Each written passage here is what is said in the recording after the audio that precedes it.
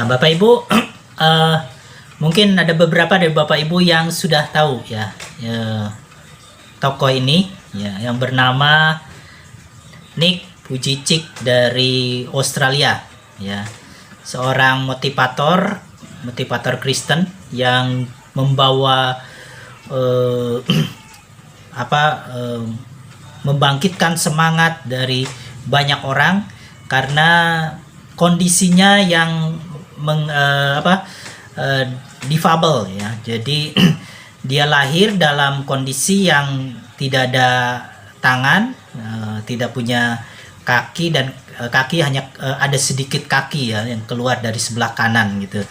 Nah, kondisi ini ketika Nick Vujicic lahir ya, dari keluarga Kristen ya, bahkan papa mamanya ini seorang hamba Tuhan ya, kalau dibilang mungkin majelis di gereja tersebut, dan hidup takut akan Tuhan, setia di dalam pelayanan. Ketika Nick lahir, ada kekecewaan, ada rasa kecewa dengan Tuhan. Kenapa mereka melayani Tuhan tetapi anak mereka lahir tidak sempurna ya. Ada kecewa, ada protes kepada Tuhan. Namun dalam proses itu kedua orang tuanya mulai menerima ya, mulai menerima keberadaan tersebut dan mencoba membimbing, membesarkan Nick dalam situasi kondisi yang terbatas. Namun mereka memberikan semangat, memberikan motivasi kepada Nick. Tapi di tengah situasi mereka memberikan motivasi, Nick pun mengalami depresi ya, mengalami minder dengan keberadaannya. Nick sempat jengkel, marah karena mamanya mendidik dengan keras ya, karena tujuan mamanya adalah supaya Nick bisa mandiri ya. Jadi memperlakukan Nick seperti anak normal ya. Jadi dia tidak memanjakan Nick, tidak mencoba melakukan segala sesuatu, misalnya karena tidak punya tangan disuapin terus. Dia tidak, tapi dilatih supaya Nick bisa melakukan segala sesuatu sendiri ya. Makan, ganti pakaian dan sebagainya ya. Jadi Nick diperlakukan seperti manusia normal, dan itu membuat rasa marah ya, rasa depresi daripada Nick sendiri ketika dia diberikan pendidikan yang keras. Dia merasa marah kepada orang tuanya, marah juga kepada Tuhan. Kenapa ya dia dilatih seperti itu? Dia kan sudah tidak punya tidak, seorang difabel yang tidak punya anggota tubuh seharusnya mendapat belas kasihan ya, mendapat belas kasihan dari orang tuanya ya. Tetapi apa yang dikerjakan, apa yang dilakukan oleh orang tuanya justru membentuk Nick menjadi pribadi yang punya mental kuat ya. Ketika dia akhirnya mengalami pemulihan dengan Tuhan dan dia mulai beranjak dewasa, dia sampai akhirnya bisa melakukan segala aktivitas sendiri ya, makan, ganti pakaian, mandi, bahkan dia sudah bisa berenang ya, dan segala sesuatu dia tidak bergantung lagi kepada orang lain ya. Di situ dia melihat bahwa membangkitkan rendah dirinya, keminderannya, dan membangkitkan semangat dirinya sampai dia menempuh pendidikan sampai di tingkat universitas ya. Dia lulus sebagai sarjana, dan dia akhirnya menjadi seorang motivator ya, motivator yang memberi dampak kepada banyak orang ya, memberi dampak kepada dunia bahkan ya. Dia pernah datang ke Indonesia juga. Nah, Bapak Ibu Saudara, pada pagi hari ini kita akan belajar firman Tuhan tentang the providence of God ya. kata yang asing bagi Bapak Ibu Saudara ya. Apa sih providence of God ya? Ya, kata yang tentunya bagi Bapak Ibu Saudara kata yang baru, mungkin kata yang jarang pernah didengar ya. Ini adalah bahasa teologis, tetapi ada makna yang terdalam dari providence of God ini, bahwa saya perlu kita belajar tentang providence of God. Apa itu providence of God ya? Atau providensia Allah dalam bahasa Indonesianya. Nah, providensia Allah adalah keterlibatan Allah ya di dalam hidup Bapak Ibu Saudara dan saya. Allah terlibat, Allah campur tangan, Allah menuntun langkah hidup kita, Allah selalu ada di samping kita, Allah beserta dengan umatnya, mengetahui apa yang terjadi di dalam kehidupan kita. Allah terlibat di dalam hidup kita untuk menggenapi rencananya di dalam hidup Bapak Ibu Saudara dan saya. Itulah arti dari providensia Allah. Kalau dalam bahasa Inggrisnya providence itu adalah pemeliharaan Allah. Tetapi arti dari secara menyeluruh adalah keterlibatan Tuhan di dalam hidup Bapak Ibu Saudara dan saya. Allah terlibat, Allah campur tangan di dalam hidup kita semua. Dalam providensianya, Allah bekerja di sepanjang perjalanan hidup kita untuk membawa kita ke dalam tujuan yang Ia rencanakan. Minggu lalu kita belajar tentang tujuan hidup yang bertujuan. Hidup kita punya tujuan. Nah, ketika hidup kita punya tujuan, Allah itu terlibat. Allah terlibat di dalam kehidupan kita. Setiap tindakan, setiap apa yang terjadi di dalam kehidupan kita, Allah tahu, Allah mengerti, Allah turut campur tangan. Jadi kalau sebuah lagu yang kita sering kita naikkan, Allah mengerti, Allah peduli segala persoalan yang kita hadapi. Artinya Allah selalu hadir di tengah pergumulan, di tengah hal-hal yang kita alami. Apa yang terjadi di dalam kehidupan kita ada di dalam kendalinya Tuhan. Apa yang terjadi dalam kehidupan kita ada dalam seizin Allah. Apa yang terjadi dalam hidup kita ada dalam kontrolnya Tuhan.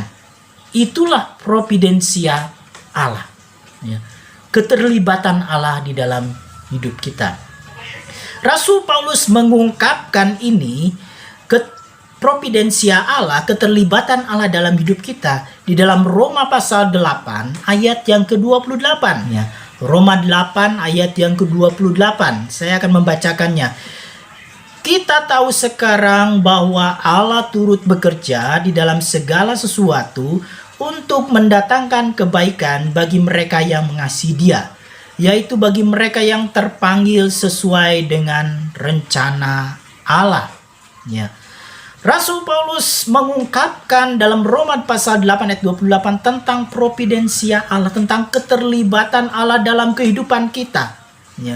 Bagaimana manusia, pengalaman-pengalaman hidup manusia sejak dilahirkan, pengalaman baik di dalam pengalaman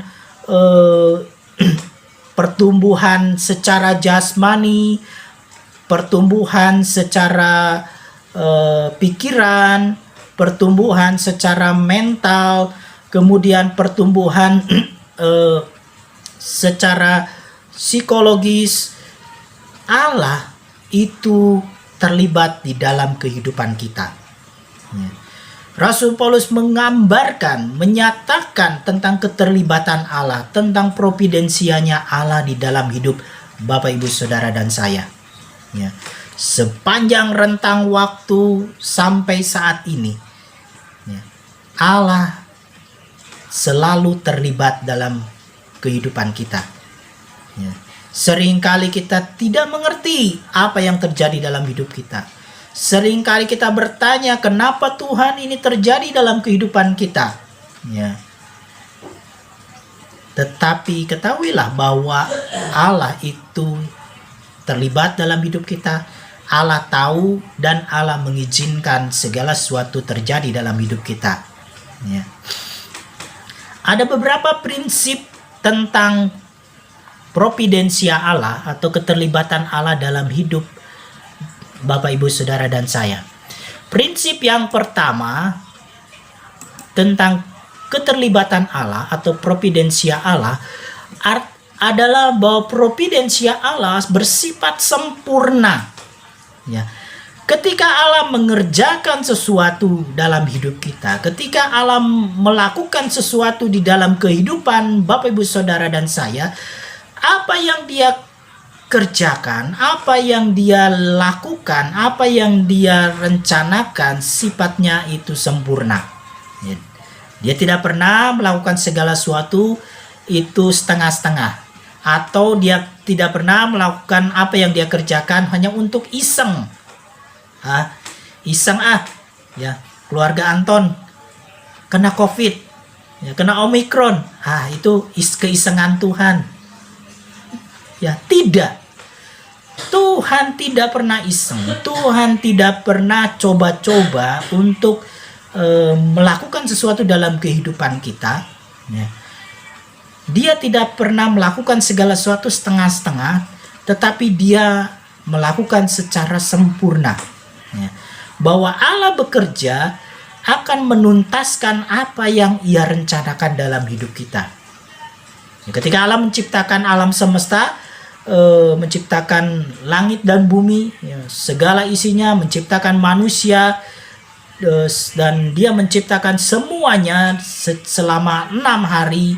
Dan ketika sudah tercipta segala sesuatunya, Dia mengungkapkan, Dia menyatakan, dikatakan di dalam Kejadian pasal 1 ayat 31, dikatakan Allah melihat semuanya itu sungguh amat baik. Ungkapan sungguh amat baik menunjukkan bahwa kesempurnaan Allah, bahwa Dia bekerja itu sampai sempurna, sampai tuntas. Ya.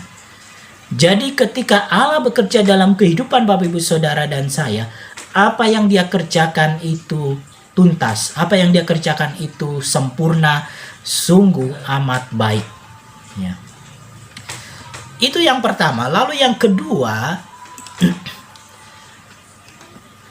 sifat yang kedua dalam providensia Allah, dalam keterlibatan Allah, bahwa providensia Allah itu tujuannya adalah untuk kebaikan Bapak, Ibu, Saudara, dan saya. Jadi Allah tidak iseng, ya. Allah tidak iseng coba-coba untuk mengizinkan sesuatu dalam kehidupan kita yang terjadi dalam hidup kita. Ya. Dikatakan bahwa kita tahu sekarang bahwa Allah turut bekerja di dalam segala sesuatu, ya, untuk mendatangkan kebaikan. Ya. Allah turut bekerja itu tidak selalu bekerja untuk hal-hal yang baik. Ya. Allah terkadang mengizinkan hal-hal yang buruk, pengalaman-pengalaman yang pahit terjadi dalam kehidupan kita dengan satu tujuan, untuk kebaikan dari Bapak, Ibu, Saudara, dan saya. Ya. Ketika kita mengalami kehidupan kita, ya, tentunya dalam perjalanan hidup kita tidak selalu mulus. Ya. Dalam perjalanan hidup kita tidak selalu kita lalui dengan penuh seperti jalan tol yang bebas hambatan. Ya. Dalam kehidupan kita yang kita jalani seringkali ada kerikil-kerikil, ada lubang-lubang yang membuat perjalanan hidup kita tersendat. Ya. Yang membuat perjalanan hidup kita sepertinya tidak lancar. Ya. Seringkali yang kita harapkan dalam hidup ini, tentunya semua mengharapkan hidup kita lancar-lancar saja. tentunya yang kita harapkan, yang kita doakan, hidup kita selalu berjalan dengan baik. Ya. Anak-anak bisa bersekolah, mencapai pendidikan yang baik. Rumah tangga kita bisa hidup dengan kenyamanan. Ya. Rumah tangga kita hidup ekonomi tercukupi, berkelimpahan. Itulah harapan dan doa kita. Tetapi dalam kenyataannya, dalam kehidupan kita selalu ada, ya, Tuhan izinkan pengalaman-pengalaman pahit, pengalaman-pengalaman yang tidak menyenangkan terjadi dalam hidup kita. Ya. Tetapi semua pengalaman pahit itu terjadi dalam hidup kita ada tujuannya, yaitu untuk kebaikan Bapak Ibu Saudara dan saya. Yang pada saat kita mengalami keburukan atau pengalaman itu, kita belum tahu kebaikan apa yang terjadi, ya, kebaikan apa yang Tuhan siapkan. Sepertinya ketika kita masuk dalam pergumulan, masuk dalam pengalaman yang buruk, kita berpikir bahwa kenapa ini terjadi? Kenapa? Dan selalu ada pertanyaan kenapa dan kenapa. Ya, bahkan ada yang menjadi kecewa, ada yang menjadi marah kepada Tuhan. Ya. Tetapi ketika proses itu dilalui, proses itu dijalani, dan akan ada akhirnya, ya, pekerjaan Tuhan itu sempurna, akan menuntaskan apa yang Tuhan kerjakan dalam kehidupan kita. Ketika kita menyelesaikan, ya, apa yang Tuhan sedang kerjakan dalam hidup kita, barulah kita melihat apa yang Tuhan sedang lakukan, ya, kebaikan apa yang Tuhan kerjakan dalam kehidupan kita. Allah sanggup, ya, mengubah, ya, sebuah musibah menjadi sebuah berkat. Ketika kami ada di Jawa Timur, ya, tahun 2013, peristiwa Gunung Kelut meletus. Ya. Banyak orang mengungsi dan dampak dari abu vulkanik menyebar ke seluruh Indonesia sampai penerbangan semua ditutup, ya. Dan banyak rumah-rumah yang hancur. Ya. Dampaknya cukup besar. Tetapi setelah peristiwa letusan gunung berapi itu berhenti, ya, terjadi pemerintah ikut memberikan bantuan pemulihan, rumah-rumah dibangun kembali, perekonomian berjalan kembali. Ada dampak positif dari musibah itu. Tanah yang tertaburi oleh abu vulkanik menjadi subur, ya. Kemudian pasir yang terlempar keluar dari gunung itu menjadi sumber daya alam yang digunakan oleh masyarakat menjadi menambah perekonomian daripada masyarakat. Dari pasir mereka menambang pasir dan digunakan untuk pembangunan. Dan tadi saya melihat sebuah video singkat di HP. Tanah pasir dari Gunung Kelut itu digunakan untuk menguruk atau untuk membuat bandara Kediri, ya. Sehingga kota Kediri mempunyai bandara, ya, bandara internasional. Itu hasil daripada pasir dari Gunung Kelut yang dipakai untuk menguruk lahan dan dijadikan bandara di kota Kediri. Nah, apa yang terjadi dalam hidup kita, pengalaman pahit, musibah yang terjadi dalam hidup kita, bisa Tuhan ubah menjadi sebuah berkat. Ya. Tidak semua hal yang kita alami dalam kehidupan kita itu bersifat baik. Namun ketika kita ada dalam providensia Allah, semua hal yang tidak baik, semua hal pengalaman yang buruk bisa dipakai Tuhan untuk mendatangkan kebaikan bagi Bapak, Ibu, Saudara, dan saya. Ya. Dia sanggup mengubahkan hal-hal yang kita alami dalam hidup ini untuk kebaikan dari kehidupan kita.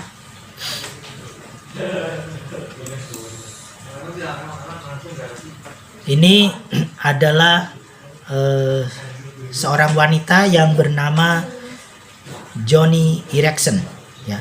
Joni Eareckson, dia juga mengalami difabel, ya, mengalami kecelakaan. Jadi dia loncat dari tebing. Dia suka berpetualang pada masa mudanya. Dia waktu itu loncat dari tebing untuk berenang, ya, berenang di sebuah laut gitu kan.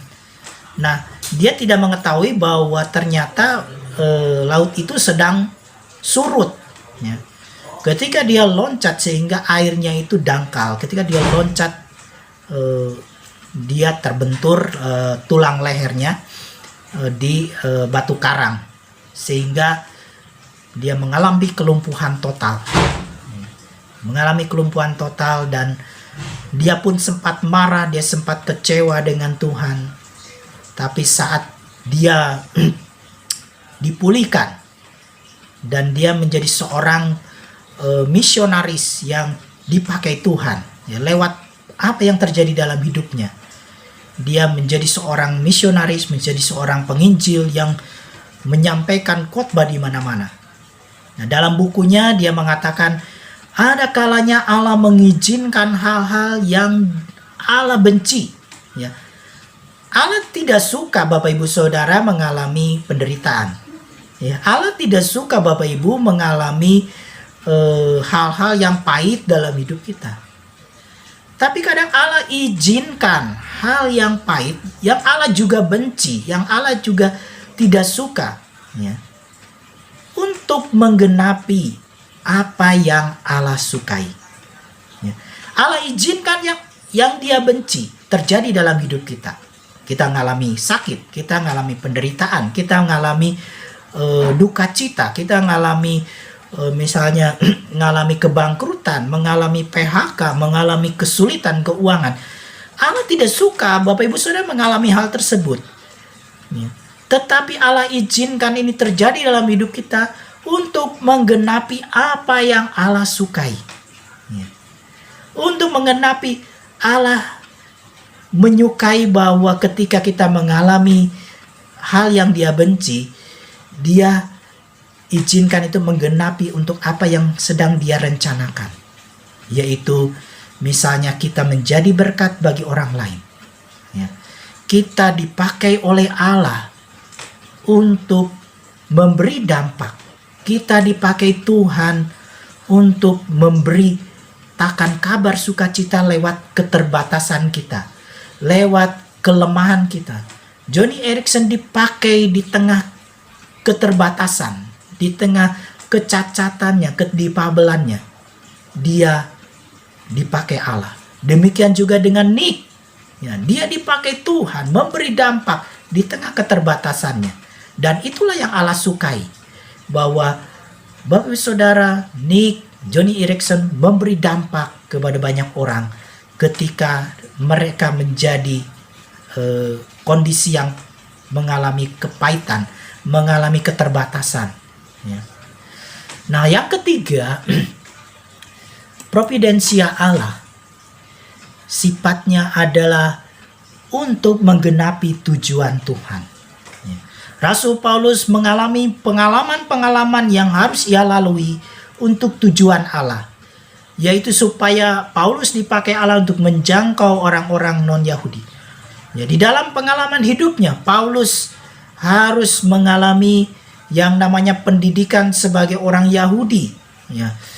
Dia lahir dididik dengan Taurat yang ketat, dan dia dibimbing oleh seorang guru Taurat yang bernama Gamaliel, ya. Dan dia menjadi orang yang cerdas secara teologis, ya. Sehingga kenapa dia mengalami hal itu, ya. Dan ketika dia menjadi orang yang pintar, ya, orang yang cerdas secara teologis, dia bisa dipakai Tuhan untuk kaum orang non-Yahudi, ya. Orang-orang non-Yahudi, orang-orang Yunani adalah orang-orang yang juga cerdas, orang pemikir. Nah, orang pemikir harus dilayani atau diberitakan Injil dengan seorang pemikir juga, karena ketika dia berdebat dia bisa menyampaikan argumen-argumen yang masuk akal. Dan ketika Paulus berhadapan dengan orang-orang Yunani, dia bisa menjelaskan dengan begitu gamblang tentang berita Injil, tentang berita keselamatan kepada pemahaman orang Yunani. Ya. Dan pengalaman Paulus yang dia alami, dia bisa bertemu dengan Kristus lewat proses, ya, ketika dia dalam perjalanan ke Damaskus, dia melihat Yesus. Dan pertemuan itulah yang membawa dia kepada pertobatan, membawa dia kepada Kristus, dan hidupnya menggenapi tujuan Allah. Jadi dikatakan di dalam Roma tadi 8 ayat 28, dikatakan Paulus mengungkapkan, kita tahu sekarang bahwa Allah turut bekerja di dalam segala sesuatu untuk mendatangkan kebaikan bagi orang-orang yang mengasihi Dia, yaitu orang-orang yang terpanggil sesuai dengan rencana Allah. Bapak Ibu Saudara dipanggil oleh Tuhan untuk masuk di dalam rencana Allah. Bapak Ibu Saudara dipanggil oleh Tuhan untuk masuk dalam tujuan Allah di dalam kehidupan ini. Allah memanggil Bapak Ibu Saudara bukan sekedar untuk menyelamatkan saja, bukan sekedar untuk percaya Yesus dan selesai. Tidak. Allah memanggil Bapak Ibu Saudara dan saya untuk melaksanakan tujuan Allah. Ya. Minggu lalu kita sudah membahas tentang tujuan Allah itu. Ya, kita menjadi berkat di dalam keluarga, dalam rumah tangga, dalam masyarakat, pekerjaan, lingkungan, bahkan di dalam gereja, bahkan di dalam bangsa dan negara. Itu tujuan Allah ketika Bapak Ibu Saudara dipanggil oleh Tuhan, masuk di dalam rencananya, masuk di dalam tujuan Tuhan. Jadi ketika Allah terlibat dalam hidup Bapak Ibu Saudara, biarkan Dia berkarya, biarkan Dia turut campur tangan di dalam kehidupan kita, karena ada kebaikan Allah, ada tujuan Allah yang sedang Allah kerjakan di dalam kehidupan kita. Ya. Selama kita hidup dalam providensia Allah, apapun yang terjadi dalam hidup kita, hal itu ada di dalam kendali Allah, dengan maksud untuk menggenapi tujuannya dalam hidup kita. Jadi ketika Bapak Ibu Saudara menjalani kehidupan ini, ingat bahwa Allah turut campur tangan. Allah turut bekerja di dalam kehidupan kita untuk mendatangkan kebaikan dalam hidup kita, menggenapi tujuan Allah, menggenapi rencana Allah di dalam kehidupan Bapak Ibu Saudara dan saya. Ya. Kalau keluarga kami mengalami proses yang dari Tuhan, ya, proses yang dari Allah. Apa yang terjadi dengan mama, ya, kami tahu ada rencana Allah, ada keterlibatan Tuhan. Apa yang terjadi dengan mama itu juga pernah terjadi dengan papa, ya.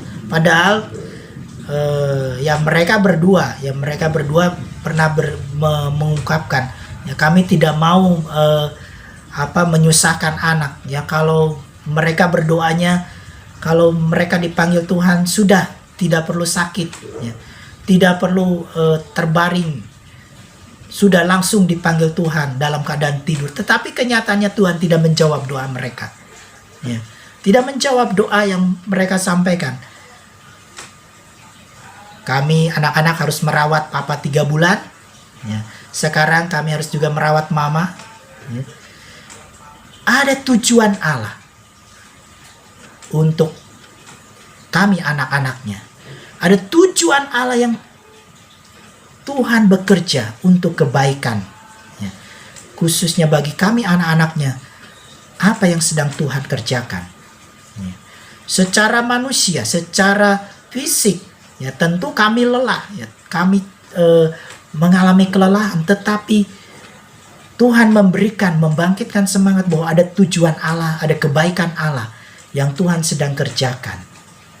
Ya, yang Tuhan kerjakan dalam kehidupan kami semua.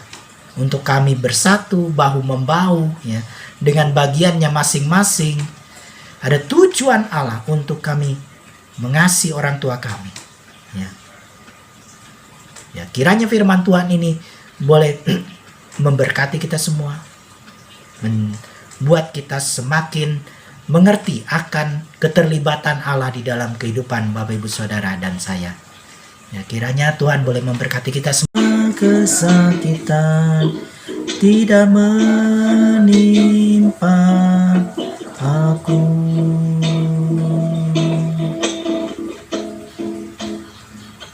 Tuhan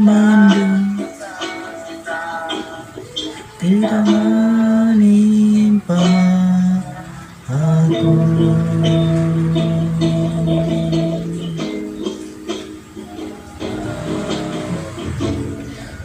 Tuhan mendengarkan dan menjawab doaku. Haleluya, Yesus. Haleluya. Haleluya.